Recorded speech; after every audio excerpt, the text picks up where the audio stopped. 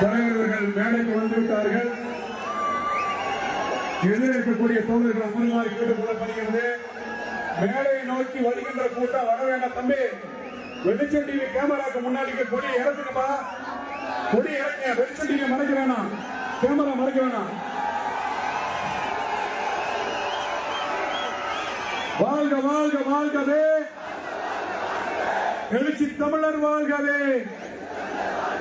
சாதியத்தை வேறெடுத்து, சாதியத்தை வேறெடுத்து விளிம்பு நிலை மக்களின் விடுதலை படைக்கின்ற எழுச்சி தமிழர் வாழ்கவே. வாழ்க வாழ்க வாழ்கவே.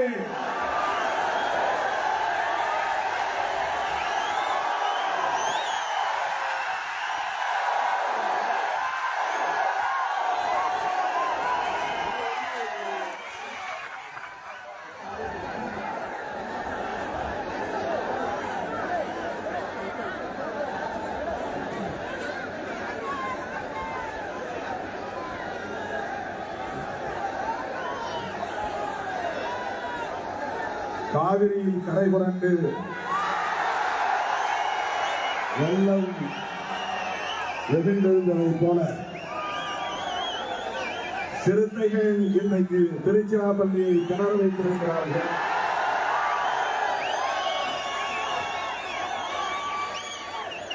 கண்ணு கட்டிய தூரம் வரையில் கடலென திறந்திருக்கிற திருப்பூரில் எப்போதும் இயற்கை நம் பக்கம் இருக்கிறது.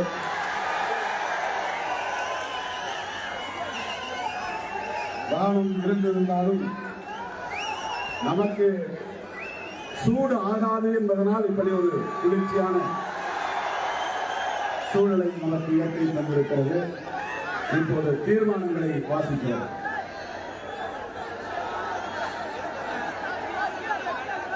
எல்லாரும் நிற்கிறதுக்காக தான் வந்து நம்ம இந்த ஏற்பாடு பண்ணி நாற்காலி போடல. ஒரு 100 நாற்காலி முன்னால பெண்கள் உட்கார்ந்து போட்டோம். அந்த பெண்களுக்கு தான் நீங்க வந்து உட்கார்ந்தீங்க. தீர்மானங்கள் 12 தீர்மானங்கள். மிகவும் நெருக்கடியான ஒரு அரசியல் சூழலில் நாம் இந்த தீர்மானத்தை நிறைவேற்றியிருக்கிறோம். இந்த டிவைடர்ல ஏறி நிற்கிறோம்னா அப்படி கீழே இறங்கினீங்கன்னா அந்த பக்கத்தில் இருக்கலாம் தெரியும். நீங்க அப்படியே ஒரு மனித சுவர் மாதிரி சீல பெருக்கி ஒரு மாதிரி நிற்கிறீங்க. அந்த புறத்துல இதே மாதிரி பெருமடங்கு மக்கள் இருக்கிறாங்க. இன்னும் அங்கிருந்து வந்துகிட்டே இருக்கு.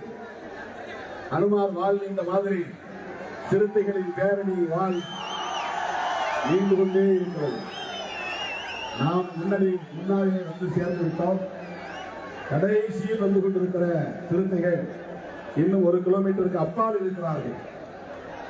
தீர்மானம் எண் 1, இந்தியாவை மதசார்பற்ற நாடாக பாதுகாப்போம்.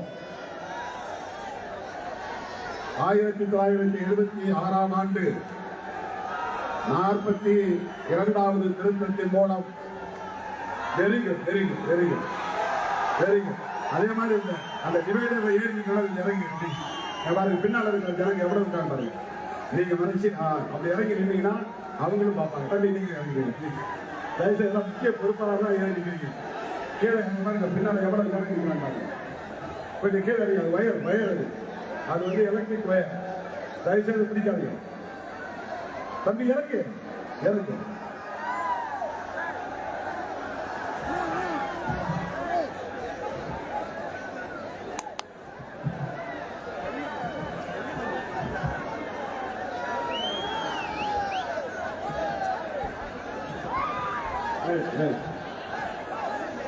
டிவைடர்ல நிக்கிறவங்க இறங்குங்க ப்ளீஸ். அந்த பக்கம் பாருங்க, அந்த ரோட்ல எவ்வளவு பேர் இருக்கிறாங்க. தம்பி இந்த பேனர்லாம் இப்ப வேண்டாம். கொடி பேனர் கீழே இருக்கு. கொடி பேனர்லாம் கீழே இருக்கு. தயவுசெய்து கீழே ப்ளீஸ். அவங்க பின்னால் இருக்கிறவங்க மறைஞ்சு பாருங்க. என் பக்கம் அவங்களுக்கு மறைஞ்சு அவங்க பக்கம் எனக்கு மறைஞ்சு. தம்பி அந்த போர்டு கீழே தம்பி அந்த டிவைடர்ல நிக்கிறவங்க இறங்கு ப்ளீஸ். இறங்கு. உங்களுக்கு பின்னால இருக்கிறவங்களுக்காக மனசு வச்சு இறங்குங்க ப்ளீஸ். இப்ப பாக்குறது எவ்வளவு அழகா இருக்காங்க. ஏன்னா அப்படியே உட்காருங்க. அந்த டிவைடர்லயே உட்காருங்க. அந்த டிவைடர்லயே உட்காருங்க. கரண்ட் இருக்கும் பார்த்து பத்திரமா பிடிக்காதீங்க. தம்பி இந்த கொடி பூரா கீழே இருக்கு. இனி கொடி வேண்டாம் ப்ளீஸ்.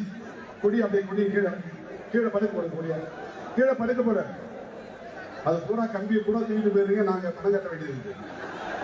ஒவ்வொரு முறையும் 100-200 கம்பியை தூக்கிட்டு போயிருங்க. அதுக்கு பல ஆயிரத்துல நம்ம கட்ட வேண்டியது. அப்படியே கீழே போடுங்க. கீழே போடுங்க. கீழே போட கம்பியா. தம்பி கொடியை கீழே போடு. தம்பி கீழே அங்கே கீழே உட்காரு.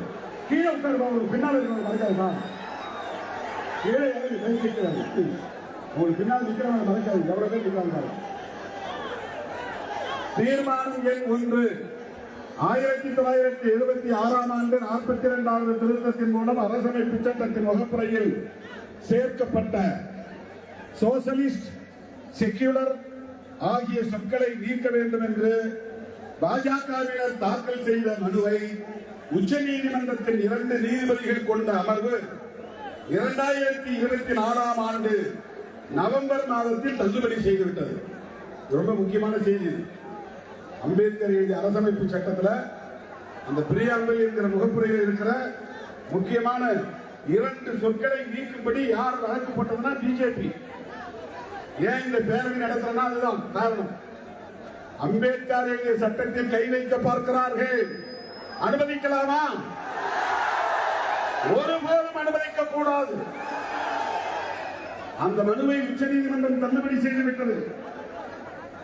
ஆனாலும் அரசமைப்பு சட்டத்தின் வகுப்புரையிலிருந்து செக்யூலர் என்கிற சொல்லை நீக்க வேண்டும் என்றும் இந்தியாவை மதம் சார்ந்த இந்து ராஷ்டிரம் என அறிவிக்க வேண்டும் என்றும் பாஜக உள்ளிட்ட சங்க பரிவார அமைப்புகள் தொடர்ந்து முயற்சித்து வருகின்றன. இந்தியா மதசார்பு கொண்ட நாடாக மாற்றப்பட்டால் சிறுபான்மை மதங்களை சார்ந்தவர்களின் உரிமைகள் மட்டுமல்ல, ஒட்டுமொத்த மக்களின் அடிப்படை உரிமைகள் யாவும் பறிபோய்விடும். சுதந்திரம், சமத்துவம், சகோதரத்துவம், ஜனநாயகம் போன்ற யாவும் ஒழிக்கப்பட்டுவிடும். இதான் அம்பேத்கர் என்ற கொள்கை. அரசமைப்பு சட்டத்தில் இருக்கிறது சுதந்திரம், சமத்துவம், சகோதரத்துவம். இதுதான் ஜனநாயகம். இவை யாவும் ஒழிக்கப்பட்டுவிடும். புரட்சியாளர் அம்பேத்கர் அவர்கள் வகுத்தளித்துள்ள இன்றைய அரசமைப்பு சட்டம் தூக்கி எறியப்படும். மனுவாத ஆட்சி மீண்டும் நிறுவப்படும். இந்தியா என்பது பிறப்பின் அடிப்படையிலான உயர்வு தாழ்வு என்னும் பாகுபாடுகள் மலிந்த மதம் சார்ந்த இந்துத்துவ பாசிச நாடாக நிலைப்படுத்தப்படும். எனவே மதம் மக்களுக்கானதே தவிர அரசுக்கானதல்ல. மதம் மக்களுக்கானதே தவிர அரசுக்கானதல்ல. திரும்ப சொல்லுங்கள். மதம் மக்களுக்கானது. மதம் மக்களுக்கானது, அரசுக்கானதல்ல என சிறுத்தைகளின் இந்த பெருந்திரள் பேரணி மிகுந்த உறுதியோடு ஓங்கி உரத்து அறிவிக்கிறது. இந்தியாவை மதசார்பு கொண்ட நாடாக மாற்றுவதற்கு செய்யப்படும் எந்த ஒரு முயற்சியையும் தடுத்து முறியடிப்போம். புரட்சியாளர் அம்பேத்கர் வகுத்தளித்த அரசமைப்பு சட்டம் கூறுவது போல் இந்தியாவை மதசார்பற்ற நாடாகவே பாதுகாப்போம் என அனைத்து தரப்பு ஜனநாயக சக்திகளுக்கும் விடுதலை சிறுத்தைகள் கட்சி அறைகூவல் விடுக்கிறது. கைகளை தட்டி இந்த தீர்மானத்தை நிறைவேற்றுமாறு கேட்டுக்கொள்கிறேன். இனிமே நான் சொல்ல போற தீர்மானங்கள் எல்லாம் கூடுதல் தீர்மானம் தான். இந்த பேரணிக்கான முதல் தீர்மானம் ஒற்றை தீர்மானம், ஒரே தீர்மானம், உயிர் மூச்சான தீர்மானம், முதன்மையான தீர்மானம் இந்த தீர்மானம் தான். நாட்டில் எத்தனை மதங்களும் இருக்கட்டும், அது மக்களுக்கு. ஆனால் அரசாங்கம் ஒரு மதத்தை ஆதரித்து இன்னொரு மதத்தை எதிர்க்க கூடாது. இதுதான் அம்பேத்கர் சொல்லியிருக்கிற அரசமைப்பு சட்டம். மறுபடியும் நீங்க டிவைடர்ல ஏறிக்கீங்க. பின்னால இருக்கிற மக்களுக்கு மறைக்கும். தயவுசெய்து நீங்க இறங்கி நின்றீங்கன்னா அவங்களும் பார்ப்பாங்க. தீர்மானம் எண் 2 வக்ஃப் திருத்த சட்டத்தை திரும்ப பெற வேண்டும். அரசமைப்பு சட்டத்திற்கு எதிராகவும் இஸ்லாமியர்களுக்கான தனி சட்டத்திற்கு எதிராகவும் அனைத்து எதிர்கட்சிகளின் கடும் எதிர்ப்பையும் மீறி அடாவடியாக நிறைவேற்றப்பட்டுள்ள வக்ஃப் திருத்த சட்டத்தை உடனே திரும்ப பெற வேண்டும் என இந்த பேரணியின் மூலம் விடுதலை சிறுத்தைகள் கட்சி இந்திய ஒன்றிய அரசை வலியுறுத்துகிறது. வக்ஃப் திருத்த சட்டத்தை நிறைவேற்றினாங்க, ஆனால் நாம சொல்றோம் வாபஸ் வாங்க, திரும்ப பெறு. அத்துடன் அந்த சட்டத்திற்கு எதிராக அண்மையில் விதிக்கப்பட்டுள்ள தற்காலிக தடையை உச்சநீதிமன்றம் நீட்டிக்க வேண்டும் எனவும் இந்த பேரணி உச்சநீதிமன்றத்திற்கு விடுதலை சிறுத்தைகள் கட்சி வேண்டுகோள் விடுக்கிறது. அதாவது இப்போ சுப்ரீம் கோர்ட்ல ஒரு கேஸ் போட்டாங்க, இந்த வக்ஃப் திருத்த சட்டத்தை எதிர்த்து அவன் ஸ்டே பண்ணி வச்சிருக்கான். அதை உடனே வெக்கேட் பண்ணாதீங்க, ஸ்டேவை ரத்து பண்ணிடாதீங்க, அதை கண்டினியூ பண்ணுங்க அப்படின்னு ஒரு தீர்மானம். அந்த ஸ்டே அப்படி இருக்கு. ஏன் நீங்க எல்லாம் கீழே என்ன ஆயிடும்? ஏன் படியில இருக்காங்க?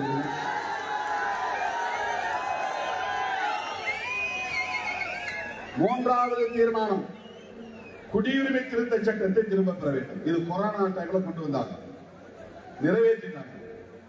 அப்ப இந்த சட்டம் வந்த போது இதே திருச்சிராப்பள்ளியில் நாம் தான் லட்சக்கணக்கான சிறுத்தைகளை திரட்டி தேசம் காப்போம் பேரணி நடத்தினோம். இந்தியாவிலேயே குடியுரிமை திருத்த சட்டத்திற்கு எதிராக லட்சக்கணக்கானோரை திரட்டி பேரணி நடத்திய இயக்கம் விடுதலை சிறுத்தைகள் கட்சி. இன்றைக்கு வக்ஃப் திருத்த சட்டத்திற்கு எதிராக நாம் இந்த பேரணி நடத்துகிறோம். அதனால வக்ஃப் திருத்த சட்டத்தை திரும்ப பெறணும். 4 ஆண்டுகளுக்கு 5 ஆண்டுகளுக்கு முன்பே நிறைவேற்றப்பட்ட குடியுரிமை திருத்த சட்டத்தையும் திரும்ப பெற வேண்டும். கொரோனா பெருந்தொற்று காலத்தில் ஏற்கனவே இதே பாஜக அரசு எதிர்கட்சிகளின் தீவிரமான எதிர்ப்புகளையும் பொருட்படுத்தாமல் நிறைவேற்றிய குடியுரிமை திருத்த சட்டம் இந்திய அரசமைப்பு சட்டத்திற்கு முரணானதாகும். குறிப்பாக மதச்சார்பின்மைக்கு எதிரானதாகும். செக்யூலரிசம், அதான் மதச்சார்பு, அதற்கு எதிரானதாகும். அத்துடன் இந்திய மக்களை மத அடிப்படையில் பிளவுபடுத்துகிறது. பாகிஸ்தான், பங்களாதேஷ், ஆப்கானிஸ்தான் ஆகிய நாடுகளில் இருந்து இந்தியாவுக்குள் தஞ்சம் புகுந்திருக்கும் அகதிகளில் முஸ்லிம்களை தவிர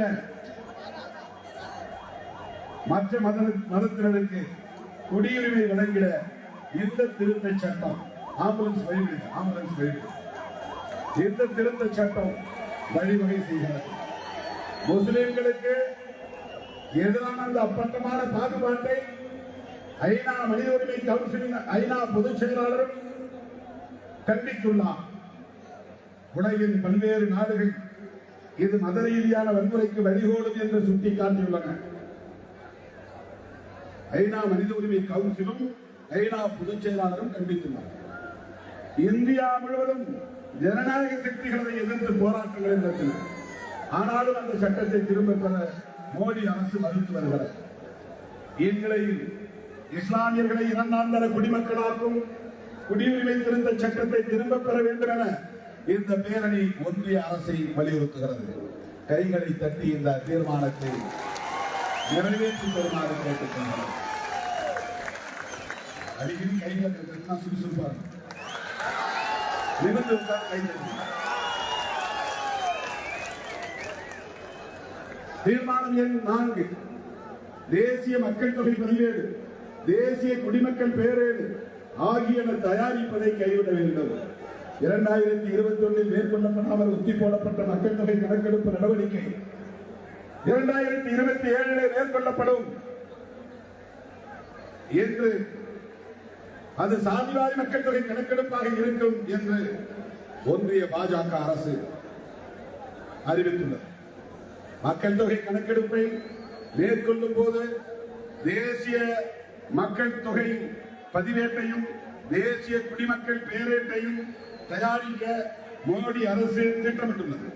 குடியுரிமை திருத்த சட்டத்தின் அடிப்படையில் இவை செய்யப்பட்டுள்ளது. அதன் மூலம் இஸ்லாமியர்கள் உள்ளிட்ட கோடிக்கணக்கான இந்திய மக்களை நாடற்றவர்கள் என அறிவிப்பதற்கு மோடி அரசு திட்டமிட்டுள்ளது. அது மக்களை பிளவுபடுத்தி மிகப்பெரிய உள்நாட்டு குழப்பத்தை ஏற்படுத்தும். எனவே இந்த கொடுமையான பாசிச திட்டத்தை கைவிட வேண்டும் என இந்த பேரணி ஒன்றிய அரசை வலியுறுத்துகிறது. இன்னும் 8 தடவை நீங்க கை தட்ட வேண்டியது. இப்பதான் 4 நடந்தது. 5வது தீர்மானம்.